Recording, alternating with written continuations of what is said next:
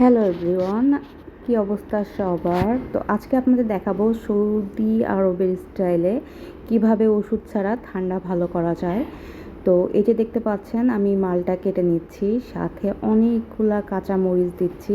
আমার হাজব্যান্ড খুব ইচ্ছা করে খেতে চেয়েছে, সে নাকি ফেসবুকে রিল ভিডিওতে দেখেছে সৌদি এক প্রবাসী ভাই এইভাবে মালটা মাখিয়ে খাচ্ছে, আর বলতেছে সৌদিতে নাকি কেউ জ্বর ঠান্ডা হলে ওষুধ খায় না, সবাই এভাবে মালটা কাঁচা মরিচ দিয়ে মাখিয়ে খায়। তো সেইটার সুবাদে আজকে সে আমাকে বলেছে এটা মাখিয়ে তার জন্য রেডি করে রাখতে। তো এই যে সে দুপুরে খেতে আসার আগে তার জন্য সুন্দর করে বেশি করে ঝাল দিয়ে মাখিয়ে রাখতেছি, সে খাবে আর আপনাদের অবশ্যই রিভিউ দিবে যে কেমন হয়েছে। তার আগে আমি একটা খেয়ে দেখি কেমন হয়েছে।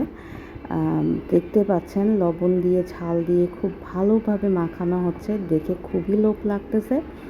আর আমি এক পিস খেয়ে দেখলাম, উফ অনেক ঝাল কিন্তু অনেক ভালো লাগতেছে। এখন সে খাবে, সে খেয়ে রিভিউ দিচ্ছে।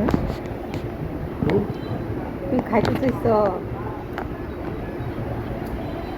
এই যে সৌদিতে দেখলাম, সৌদিতে বলছে জ্বর আসলে অ্যান্টিবায়োটিক খায় না, মালটা ভর্তা করে খায়, কাঁচা হয়ে যায়, সব ভালো যায়। ঝাল কিন্তু বাবা বাবা মেলা কিন্তু ঝাল, ছোট লাগে কিন্তু ঠোঁট জ্বলবে, সেভাবে খাও।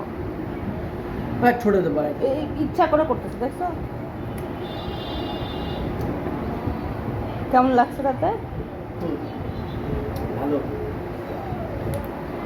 কাজু কাজু অরিজিনালি ভালো থাকে। কাঁচামরিচ দিয়া মালটা এবার খাইনি, প্রথম খাচ্ছি।